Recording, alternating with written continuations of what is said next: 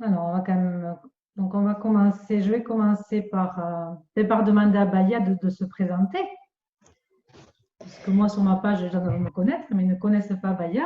Donc, moi, j'ai connu Baya il y a 1 an et demi, peut-être 2 ans déjà, je ne sais plus, ça passe tellement vite. Ouais, ça passe vite, Ça ouais. passe tellement vite. Ouais, On s'est connus plutôt pour le côté business de notre business, en fait. ouais. Et j'ai donc vu que sa thématique à Baya, c'est la relation les parents et les enfants. Et c'est professionnalisé là-dessus. Donc, dans cette période, j'ai trouvé intéressant d'aller parler à des experts depuis quelques jours, moi, j'entends que les parents sont de plus en plus stressés. J'entends beaucoup, ça me revient aux oreilles, que les enfants aussi sont de plus en plus agités. Le confinement, mais aussi le déconfinement. Mm. Et ça pose pas mal de questions sur comment gérer ça, le retour à l'école qui n'est pas évident. Donc voilà, j'avais envie de parler de ça avec Baya, mais je te laisse quand même te présenter un peu plus précisément. Donc moi, je vais regarder un peu, Ok. retrouver sur ma page, je vais essayer. Tu nous Et puis, on va retrouves. voir s'il y a des questions, on ne sait jamais. Ok, bah, Vas-y, tu donc, peux te présenter. bah, merci Christelle en tout cas de m'avoir invitée ce soir. Avec plaisir. Alors, moi je suis donc Baya Bechaoui, je suis coach parental, accompagnatrice en parentalité, on peut dire aussi. Je me forme auprès d'Isabelle Filiosa, que beaucoup de gens connaissent, hein, qui est psychothérapeute et auteur, qui a écrit beaucoup de livres sur l'éducation positive, mais aussi sur les émotions des enfants et pas que, pour des adultes aussi. Donc, on travaille beaucoup sur les émotions. Et voilà, c'est une formation qui dure 3 ans, donc c'est vraiment une formation très solide qui forme vraiment à ce qu'on appelle l'approche empathique de l'enfant, hein, qui permet de vraiment bien connaître le fonctionnement de l'enfant. Et donc, du coup, je suis spécialiste de la relation adulte-enfant, que ça soit parent-enfant, mais que ça soit aussi tous les adultes qui sont en lien avec les enfants pour voilà, faciliter les relations, expliquer vraiment le fonctionnement de l'enfant pour que les relations soient plus simples en fait. Ok, Voilà. et c'est sur une tranche d'âge ou c'est petit jusqu'à 18 ans? Ah oui, il n'y a pas de, c'est pas sur une tranche d'âge. Alors évidemment, hein, le fonctionnement d'un petit d'un bébé ou d'un petit de 3 ans ou d'un adolescent de 15 ans, c'est pas forcément les mêmes fonctionnements. Donc oui, on aborde tous les âges en fait. D'accord. Mm. Ok. Moi, je vais commencer par te poser une petite question. J'avais prévu quelques petites questions. Donc, s'il y a des parents là en ce moment qui se rendent compte que son enfant est de plus en plus énervé, on va dire, qu'ils arrivent de moins en moins à contrôler, Mm. là, est-ce que c'est normal là, au bout de tout ce temps qu'ils soient de plus en plus énervés? Pourquoi c'est de plus en plus énervé? Et Est-ce oui, que c'est le confinement ou est-ce que c'est le déconfinement? Ça peut être... je peux en témoigner personnellement. J'ai 2 enfants, hein, un garçon de 10 ans et une fille qui va avoir 7 ans dans une semaine. Et effectivement, moi, mon garçon commence, enfin, depuis une semaine, 10 jours, à être très énervé, hein. Vraiment, au début du confinement, ça se passait plutôt bien. Là, ça devient très compliqué. Donc oui, c'est normal, hein. On est des êtres sociaux, on n'est pas fait pour être confinés déjà à la base, hein, qu'on soit adulte ou qu'on soit enfant. Euh, Ça amène beaucoup de stress, le confinement. Nous, en tant qu'adultes, déjà, on est dans une situation qui est inhabituelle. Bon, là, ça fait 2 mois que ça dure, donc on commence un petit peu à... C'est moins inédit qu'au tout début, mais quand même, quand c'est quelque chose d'inhabituel, ben, il faut qu'on s'adapte. L'adaptation, c'est stressant. On s'inquiète pour plein de choses. On s'inquiète pour notre travail parfois. On s'inquiète parce qu'on doit faire du télétravail et qu'il faut en même temps qu'on s'occupe des enfants, qu'on leur fasse l'école à la maison, qu'on n'arrive pas à tout faire. On s'inquiète parce qu'il y a une pandémie, parce qu'on est peut-être inquiet pour l'entourage, parce qu'il y a des... Voilà, c'est un peu anxiogène comme atmosphère. Donc, on est nous-mêmes stressés et les enfants sentent notre stress, forcément.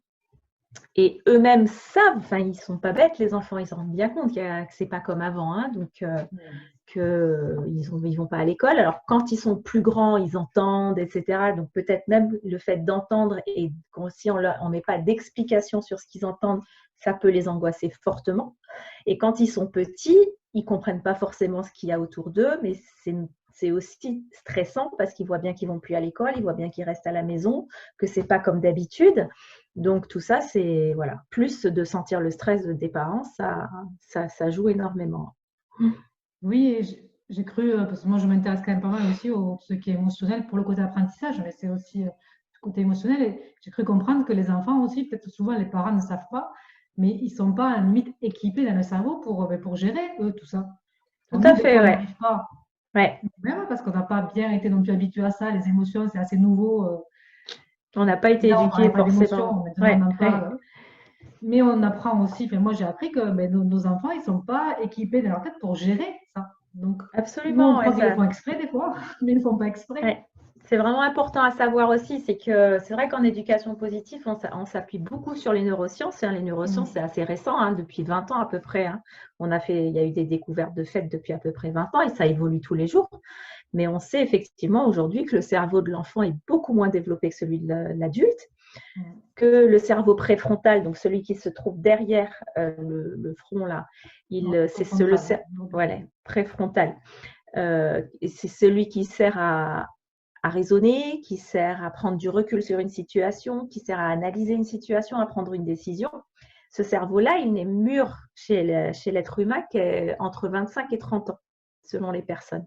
Mm. Donc, on voit bien du coup que l'enfant, bah, c'est ce cerveau-là qui lui sert à analyser, à prendre du recul, à avoir de l'empathie aussi.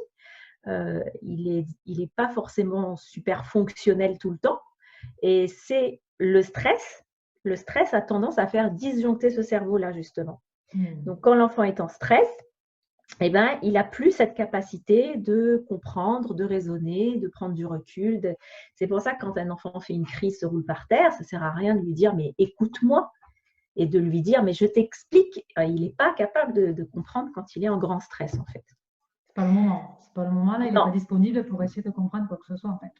c'est pas le moment. Et c'est vrai qu'en ce moment, ben, on le voit hein, par rapport aux devoirs, par exemple, il y a beaucoup de parents qui sont en conflit avec leurs enfants quand il s'agit de faire les devoirs à la maison. Moi, je vois avec mon fils, ça dure 2 heures. Avec ma fille, il faut rebelote à 1 heure. Ça prend 3 heures dans la journée. Quand c'est conflictuel, quand ça ne se passe pas bien, il y a du stress des deux côtés. Et la compréhension, elle ne se fait pas, en fait. Mm. Et donc là, toi, tu dis qu'il vit ça en ce moment, avec tes outils maintenant de professionnel, est-ce que tu as des petits conseils à donner aux parents, des outils qu'ils trouvent toi pour aider, pour quand même essayer de calmer?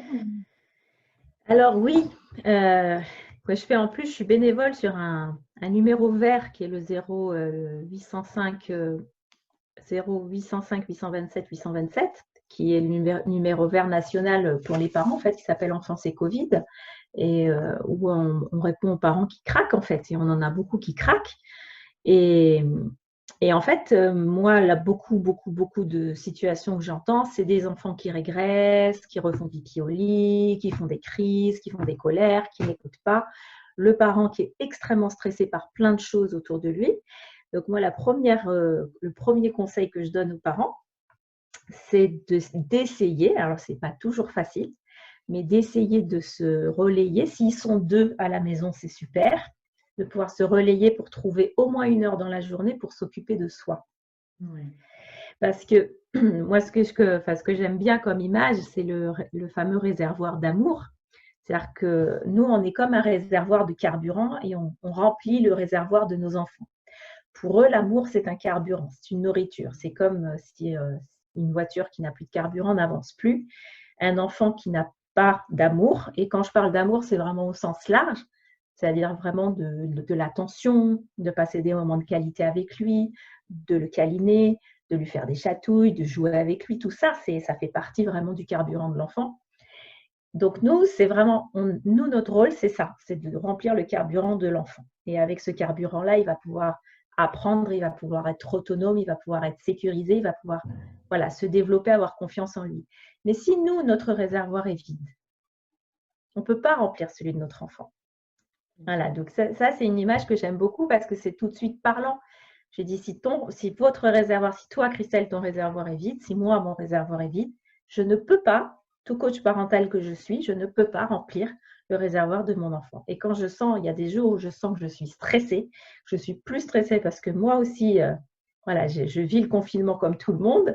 J'essaye de travailler, j'essaye de faire les devoirs, j'essaye de faire. Et quand je sens que ça c'est trop, et que mon réservoir est vide, je sais pertinemment que je ne vais pas réussir à remplir celui de mes enfants. Et quand mes enfants ont des comportements vraiment difficiles et vraiment inadaptés, je sais que c'est parce que leur réservoir est vide en fait. Oui. Donc après, voilà, c'est un petit peu le serpent qui se mord la queue, quoi. Et c'est à l'adulte de savoir gérer ça, en fait. Et oui, parce qu'on est d'abord, c'est nous les adultes. C'est ça. Nous, on a un cerveau développé. Donc, on est censé pouvoir, même si ça nous arrive aussi, hein, quand on est en grand stress, d'avoir le cerveau préfrontal qui disjoncte, ça nous arrive aussi, hein, quand on pète un câble et qu'on dit des choses qui dépassent notre pensée, tout ça, c'est que c'est notre cerveau qui a disjoncté. Mais il est plus mature que celui de l'enfant, donc on a plus de capacité à le remettre en place ou à le garder en place par des techniques de régulation du stress. Et donc, voilà, c'est vraiment à nous de faire en sorte de… Alors, du coup, c'est ce que je disais, c'est pas facile. Quand j'entends des parents solo ou des parents dont, par exemple, la maman qui est toute seule, confinée à la maison et le papa travaille toute la semaine, c'est pas simple du tout de se trouver une heure pour soi en ce moment. Donc voilà, il faut essayer de trouver un moyen de s'organiser. Quand les enfants sont un petit peu plus grands, faire en sorte qu'ils laissent un petit peu de temps. Moi, j'ai des enfants plus grands. J'avoue que je suis sûre que je n'ai pas vécu le confinement comme celui que les enfants en bas âge, c'est sûr. Mais oui, c'est ça. C'est que vraiment avec des enfants en bas âge, ça aussi, c'est quelque chose qu'il faut vraiment réaliser, c'est que réussir à tout faire, c'est-à-dire faire du télétravail, s'occuper d'enfants, en particulier quand ils sont en bas âge. En bas âge, c'est moins de 5 ans. Hein. On va dire même moins de 7 ans, c'est très compliqué pour un enfant de s'occuper tout seul. Donc, des enfants en bas âge, s'occuper des devoirs, des enfants, faire du télétravail, c'est juste pas possible en fait. On demande aux parents de faire l'impossible. Bien sûr, surtout qu'en plus, le côté école, ils sont pas, enfin, c'est pas leur métier, donc il y a beaucoup de choses nouvelles quand même. Voilà. Et souvent, le télétravail, il a été mis comme ça tout d'un coup, ils n'étaient pas préparés non plus. Ça fait beaucoup de choses à traiter. Ça fait beaucoup, beaucoup, beaucoup de stress en ce moment. Et le stress, ça peut vraiment donner des réactions qui sont inappropriées. Et à la fois, évidemment, si l'adulte a des réactions inappropriées, il ne faut pas s'attendre à ce que l'enfant ait des réactions raisonnables. C'est compliqué, quoi. Donc, moi, ce que je conseille beaucoup, beaucoup aux parents, c'est prenez, alors si vous n'arrivez pas 1 heure, même 20 minutes dans la journée, à faire un truc qui vous relaxe, qui vous ressource. Chacun a son truc à lui qu'il aime, hein, ça. Il y en a certains, c'est de la peinture, d'autres, c'est se mettre dans une chaise longue au soleil, d'autres, c'est faire une sieste, d'autres, bouquiner, enfin voilà, faire du yoga. Chacun a son remplir truc. Son réservoir. Voilà, remplir son réservoir.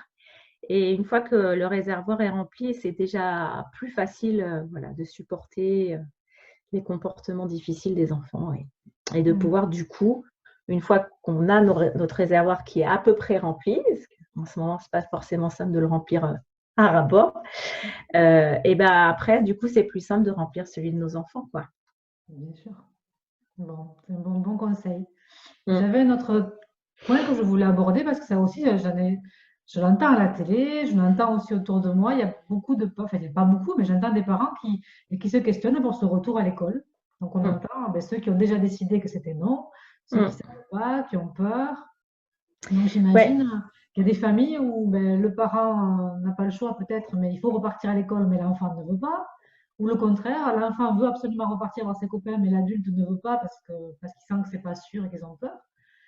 Quel est ton point de vue là-dessus et est-ce que tu as un conseil aussi à donner, même s'il n'y a pas de conseil Alors déjà, par rapport au retour à l'école, c'est vrai qu'aujourd'hui, c'est assez anxiogène en fait pour les parents. D'abord parce qu'on leur demande de décider sans qu'ils aient beaucoup d'informations.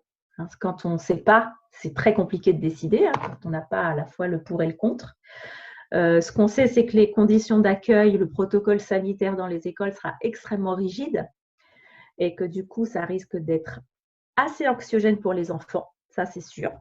En particulier pour les petits, parce qu'on sait dans les maternelles, alors un enfant tout petit, il a besoin de voir le visage pour voir l'expression du visage des adultes. Je vous renvoie à une expérience magnifique qui a été faite qui s'appelle le visage impassible, qu'on peut aller voir sur sur YouTube, pardon. Et en fait, on voit, c'est une expérience, on a demandé à une maman de faire le visage impassible devant son bébé. Ni rire, ni rien, juste un visage impassible. Et on voit à quel point il est en détresse au bout de quelques minutes, en fait. Et donc, un enfant qui ne voit pas l'expression d'un adulte, ça peut être extrêmement stressant pour lui. Donc, quand on demande aux adultes de mettre des masques pour des petits, c'est vraiment… ça risque d'être très compliqué pour les petits. ils auront plus le droit d'utiliser le matériel commun. Ils seront à 1 mètre les uns des autres. Ils ne pourront pas se croiser, ils ne pourront pas jouer ensemble. Les autres, enfin les plus grands aussi, c'est très compliqué d'expliquer à un enfant qui ne pourra pas jouer avec ses copains, qui ne pourront pas jouer ensemble à quelque chose. Donc déjà, je pense… Ils ne sont pas vus depuis 2 mois, donc c'est un peu compliqué.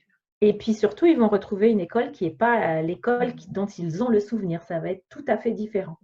Alors, selon les instituteurs, j'espère en tout cas qu'il y en aura pas mal qui essaieront d'expliquer de la manière la plus pédagogique et aussi de libérer la parole aussi des enfants, parce que les enfants, pendant le confinement, ça se trouve, ils ont eu aussi des traumatismes, du stress, des choses qu'ils vont peut-être avoir besoin de partager. Mais ce que je voulais dire aux parents aussi, c'est que c'est important d'en parler, du coup, de les préparer vraiment. Alors, il n'y a pas de bonne ou de mauvaise réponse sur est-ce qu'il faut les remettre ou pas les remettre. Moi, je n'ai pas de bonne ou de mauvaise réponse parce qu'évidemment, si on est obligé de retourner travailler, je veux dire, la question ne se pose pas, quoi. Le patron, il demande de retourner travailler, puis c'est tout. Hein. Donc, tu conseilles donc d'en parler un peu avec eux, de les préparer à ce qui pourrait s'attendre. Oui, ça c'est vraiment, vraiment, vraiment important de leur expliquer ce qu'ils vont avoir, qu'est-ce qu'ils vont voir, comment ça va se passer, qu'ils arrivent à se projeter un petit peu, parce que sinon ça risque d'être très stressant pour eux le premier jour et vraiment, vraiment assez anxiogène, je pense. Les instituteurs avec le masque sur le visage, le fait de ne pas pouvoir jouer avec les copains, de ne pas pouvoir se bouger. Pendant toute la classe, ils n'auront le droit de bouger que pour aller en récré et se laver les mains. Sinon, ils n'ont pas le droit de bouger. Pour moi, ça va à l'encontre des besoins fondamentaux des enfants. Complètement à l'encontre. Hein. Donc, mais voilà, ce protocole sanitaire, tout à l'heure, je regardais une conférence de Catherine Guéguin, donc qui est une pédiatre qui travaille beaucoup sur les neurosciences, qui disait qu'elle ne comprenait pas pourquoi il y avait ce protocole sanitaire, parce qu'a priori, les enfants qui vont retourner à l'école sont sains. Sinon, s'il y a quelqu'un dans la famille qui est malade, ils ne le mettent pas à l'école. Les instituteurs, c'est pareil. A priori, c'est des gens qui ne sont pas malades, qui n'ont pas quelqu'un de malade dans la famille. Donc, il y a quand même très peu de risques. Et aujourd'hui, on sait que les enfants, en plus, qui contractent le virus, sont quasiment… Enfin, ce n'est pas quelque chose de dangereux pour eux, sauf cas exceptionnel vraiment. Donc, voilà, c'est vrai que c'est dommage d'avoir mis des conditions sanitaires aussi drastiques qui vont vraiment à l'encontre des besoins d'un enfant. Ça a besoin de bouger, ça a besoin de voir le visage de l'adulte en face pour savoir quelles sont ses réactions. Et les petits, les ATSEM qui ne peuvent plus faire de câlins aux petits. En crèche, c'est pareil. Enfin, voilà. Donc, bien leur expliquer. C'est vraiment fondamental. Et alors, je ne sais pas, tu vois, toi, Baya, parce que moi, j'arrive toujours pas à voir s'il y a des gens qui sont là ou pas. Tu le vois sur le Facebook, toi, ou pas? Attends, il faut que je me parce que moi, remette sur mon téléphone. Si je nous mets là, je nous entends, en fait, donc ça me fait un écho. Ouais. Mais je vois pas, en fait, je vois le Zoom, mais je vois pas de chat, je vois pas d'endroit où on laisse les commentaires. Mais moi non plus, donc je sais pas. Peut-être que j'aurais besoin de revoir ça pour une autre fois. Là, ouais. Je sais pas comment on fait.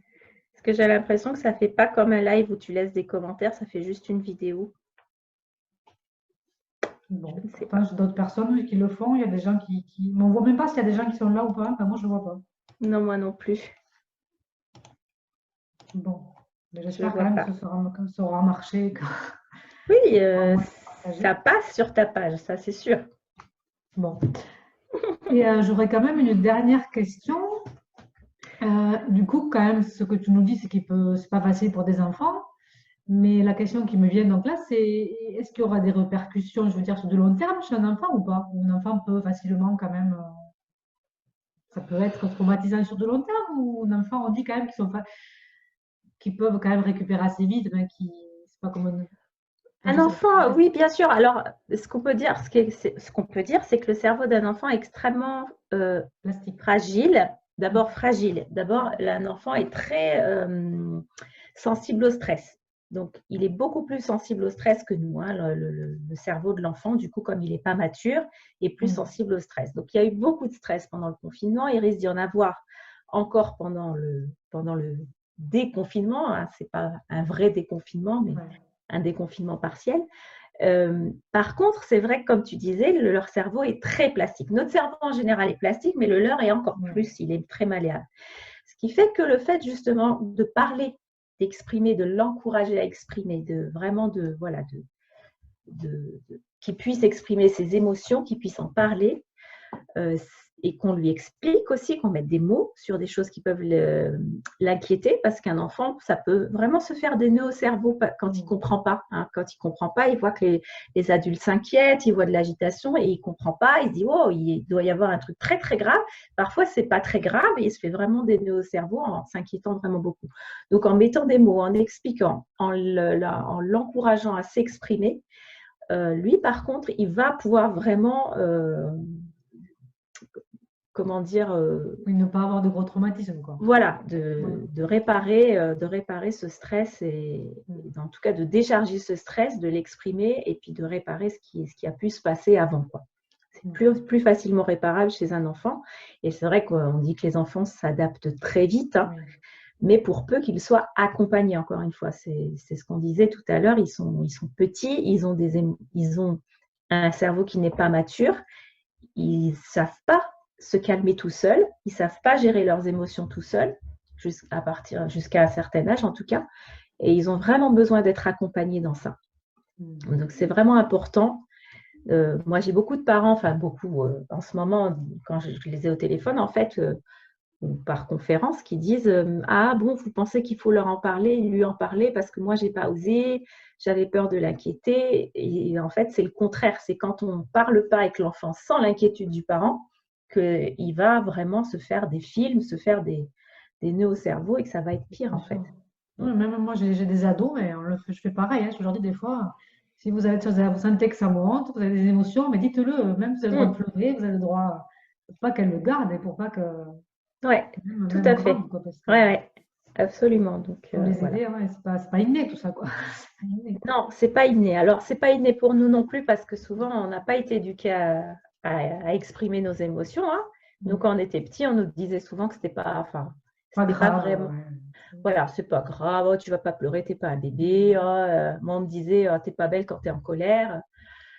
Donc, quand on était petit, on nous a plutôt demandé de réprimer nos émotions. Donc, on n'a pas trop l'habitude, à la fois de nous d'exprimer nos émotions. Puis, quand on voit les émotions un peu fortes des enfants, des fois, ça nous inquiète aussi. On ne sait pas trop comment les accueillir. Mais c'est vraiment, vraiment important, en particulier en ce moment, des situations où il y a du stress qui s'accumule, de pouvoir vraiment accueillir les émotions des enfants. Et si en ce moment, ils ont des comportements plus difficiles que d'habitude, si vous voyez qu'ils régressent, qu'il y a des pipis au lit, qui à nouveau ne dorment pas bien la nuit, il y a beaucoup, beaucoup de phénomènes comme ça en ce moment, beaucoup. Et c'est vraiment du stress et de l'inquiétude de leur part. On ne s'en rend pas toujours compte. Hein. On dit, moi, je le protège, je ne lui dis rien, je ne lui ai rien dit pour le protéger. En fait, c'est le contraire qui se passe. Donc, en fait, si on devait résumer ce qu'on a dit ce soir, c'est qu'il faut être à leur écoute et donner beaucoup d'amour en ce moment, le plus qu'on peut. Comment dire? J'ai perdu le mot que je voulais dire. Pas les entourer, mais les cajoler. Oui, voilà. Prendre soin d'eux, parce qu'ils en ont besoin. Voilà, les accompagner, être très empathique. Tout à l'heure, tu demandais est-ce qu'il faut l'obliger ou pas l'obliger à aller à l'école. Pour moi, je n'ai pas de bonne réponse parce que quand on est obligé d'aller travailler, on n'a pas le choix, quoi, si on n'a pas de solution alternative. Donc, on peut juste expliquer à l'enfant, être très empathique si vraiment on voit qu'il n'a pas envie d'y aller. Il dit, mais je comprends. Voilà. Je comprends que tu n'aies pas envie d'y aller, je comprends. Alors peut-être si on lui parle des conditions aussi, je comprends que peut-être tu t'inquiètes un petit peu. Mais il y a aussi un message qu'on peut leur faire passer aussi qui est que les conditions d'accueil qui vont être un petit peu compliquées à l'école, c'est encore par solidarité envers les gens qui sont plus fragiles parce qu'eux ne sont pas une population fragile en fait. Les enfants, aujourd'hui, ça a été prouvé. Hein. On a dit qu'ils étaient porteurs sains et tout, mais en fait, souvent, ils sont pas du tout, ils ont une charge virale qui est basse et s'ils sont malades, c'est très, très rare qu'ils aient des complications. Donc, c'est vraiment surtout par solidarité encore pour les autres. Donc, ça aussi, c'est un message qu'on peut leur dire aussi. Oui. Donc, de dire, il y a une maladie. Comment? Ils peuvent mieux le comprendre, ils peuvent aussi. Oui. Oui, tout à fait. Bon, est-ce que tu aurais autre chose à rajouter, Voilà. que tu voudrais rajouter? Ben, non, à part qu'effectivement, c'est pas simple et que les parents qui se sentent fatigués, qui se sentent à bout de nerfs, qui se sentent à fleur de peau en ce moment, c'est normal aussi. C'est normal, hein, voilà. Il faut aussi être auto-empathique. Comme il faut être empathique avec les enfants, il faut aussi savoir être indulgent avec soi-même aussi. Et puis accueillir des fois que ça va pas. Ça va pas, c'est trop pour moi. Prendre soin de nous parce que c'est important pour pouvoir être capable de prendre soin de nos enfants. Et savoir aussi qu'on ne peut pas être parfait, qu'on peut aussi faire des bêtises. Oui, exactement. On n'est pas parfait. Moi, ce que je dis souvent, ce que j'essaye de faire, c'est que des fois, je ne suis pas parfaite, mais par contre, je reviens vers mon enfant, je lui dis, bon voilà, je m'excuse, j'ai débordé parce que j'étais énervée quelque chose, mais voilà, on peut aller voir son enfant et lui dire qu'on n'a pas fait, on est conscient que ça n'a pas été bien et c'est pas se rabaisser, quoi. C'est pas. Moi, je sais que pour moi, c'est important chaque fois.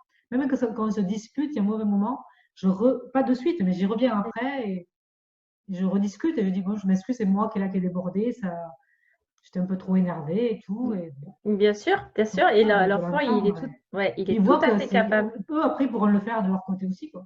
Absolument. D'abord, ça leur montre, parce que nous, on est le premier modèle des enfants. Ils apprennent par imitation. Et leur premier modèle, c'est nous, c'est les parents, hein, c'est la maman et le papa. Donc, si on lui montre que nous, on peut s'excuser, ça va encore plus, il va apprendre qu'on peut s'excuser auprès des autres.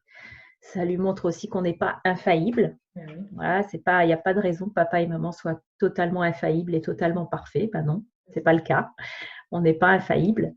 Et voilà, et puis vraiment, cette image de réservoir, de s'occuper de soi, de prendre un peu soin de soi, en ce moment, c'est une situation où déjà habituellement, les parents ont souvent tendance à s'oublier et à beaucoup donner à leurs enfants et à se donner peu à soi.